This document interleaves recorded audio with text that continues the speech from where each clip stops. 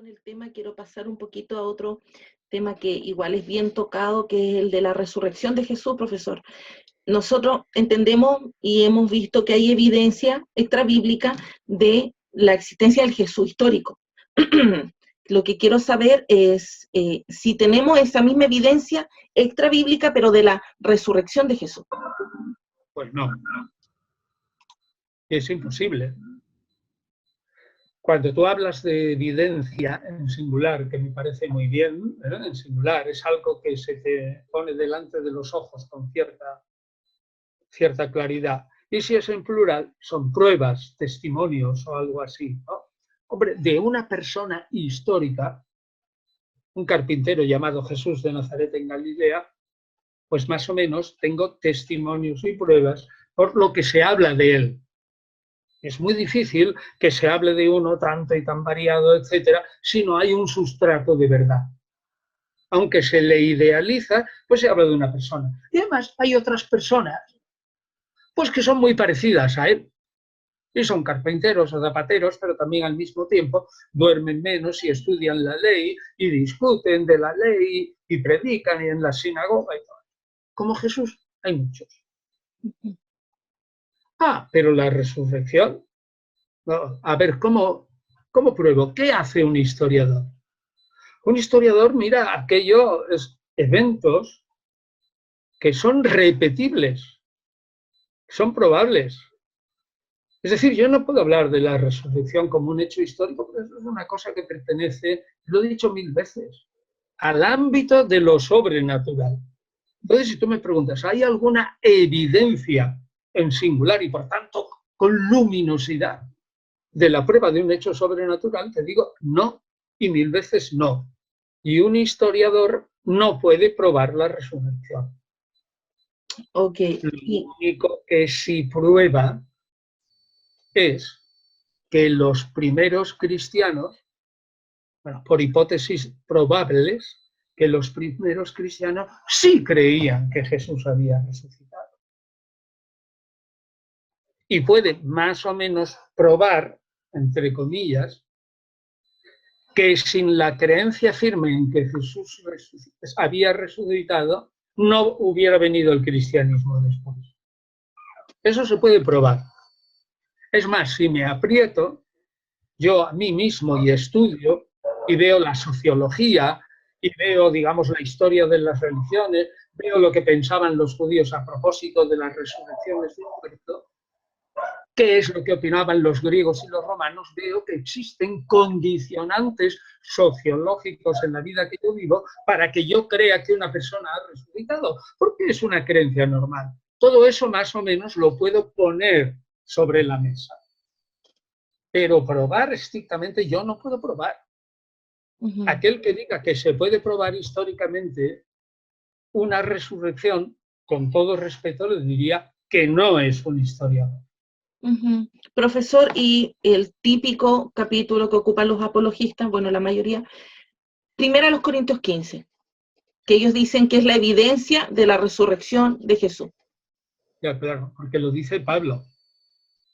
Y porque dice que a él se lo han transmitido. Y porque Jesús se apareció.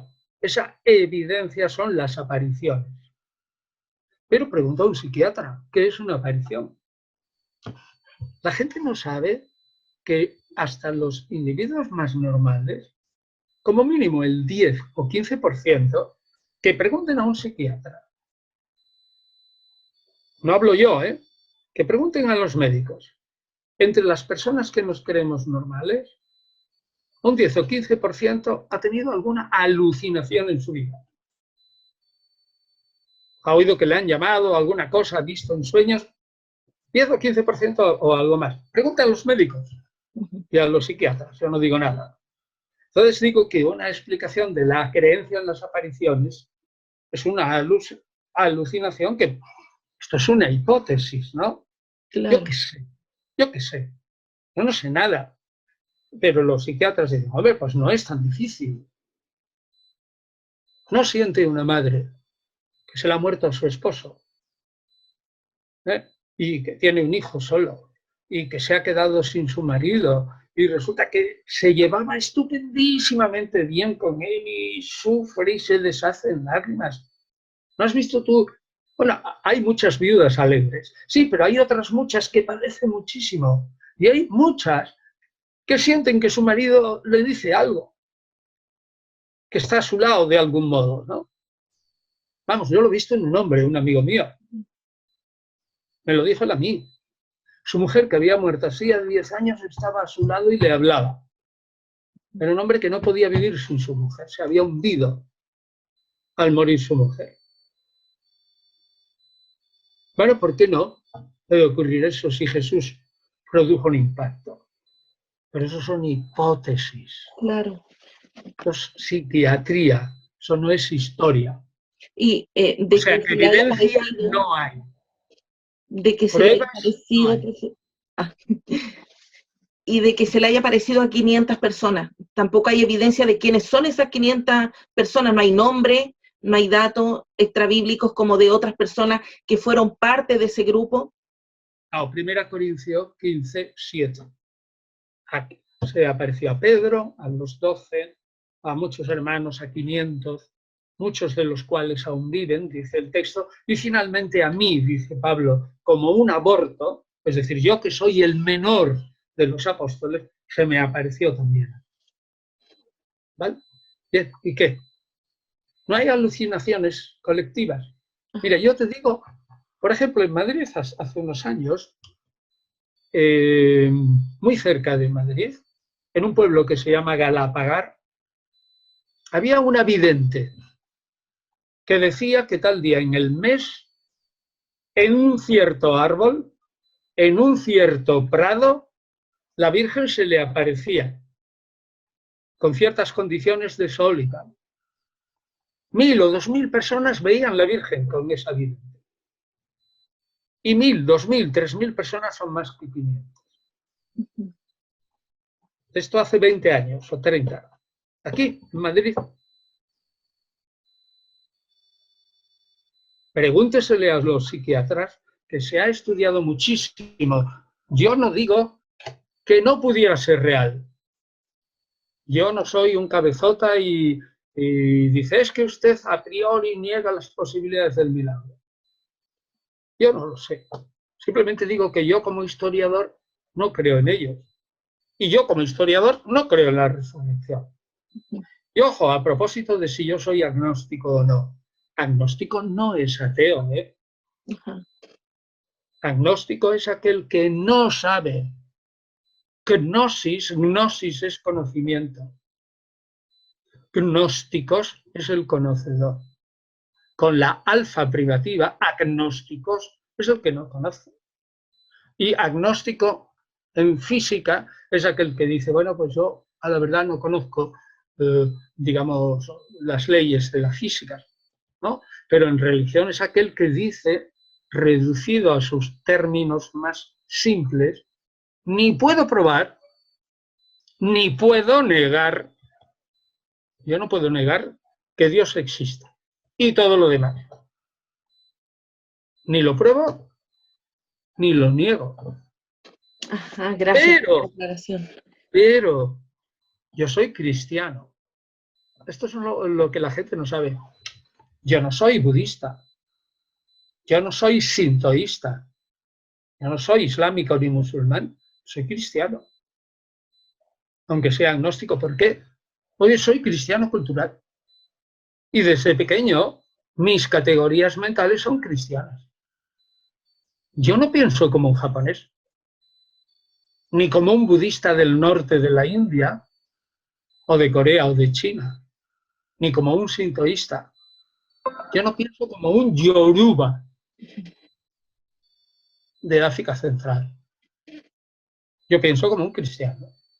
Pero yo soy cristiano. Y soy cristiano cultural. Pero seré cristiano creyente o increyente. Y además, en mi caso, soy un cristiano muy respetuoso. Es porque tenga yo más o menos sentimiento religioso, hay otro que lo tiene, le viene muy bien. Su vida para él es mucho mejor. Tiene gran consuelo en las adversidades de la vida. recibe un anhelo y una luz de esperanza para el futuro, lo cual le ayuda a vivir. Perfecto. Pero que no me diga, eso lo puedo probar históricamente, porque le diré modestamente, lo siento, no es usted historiador. Eso no se puede probar históricamente, porque la historia solo trata de hechos comprobables, físicamente irrepetibles. ¿Cómo puedo decir yo que Josué vio que delante de las murallas de la ciudad de Jericó, allá por el 1200 antes de Cristo, el sol se paró? Que dice que lo vio todo el ejército. Me lo creo. Y ya está.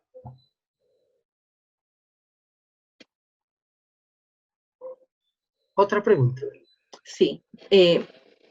Una correcta traducción para las palabras anástasis y egeiro, ya que unos piensan que puede ser sinónimo, otros dicen que no son sinónimos. Bueno, en una lengua estrictamente no hay sinónimos. Hombre, hay algunos raros. ¿Por qué? Porque el campo semántico de cada palabra varía. ¿Qué es el campo semántico? Son la cantidad de significados que tiene una palabra, y que es bastante amplio. El campo semántico de anástasis no es lo mismo que de egeiro. El anástasis está compuesto, esa palabra griega, y latina también, y castellana también, de aná, que significa, es un preverbio, y también una preposición, que significa hacia arriba. Anáfora es aquello que yo lanzo hacia arriba y hacia atrás. Una anáfora es una alusión literaria a algo pasado. Anástasis, stasis, sto. Ahí viene el español estar, de pie. Yo estoy normalmente de pie, vamos, es lo que dice la lengua. También estoy sentado. Anástasis. Yo estoy sentado y me pongo de pie. Eso es anástasis. O estoy tumbado en la cama y me levanto. Eso es una anástasis. O estoy tumbado en una tumba, la gente creía que me había muerto, pero era un coma. De repente me vuelve el sentido y me levanto. Eso es una anástasis, natural, pero anástasis. Egeiro propiamente significa despertarse, pasar del estado de sueño al de vigilia.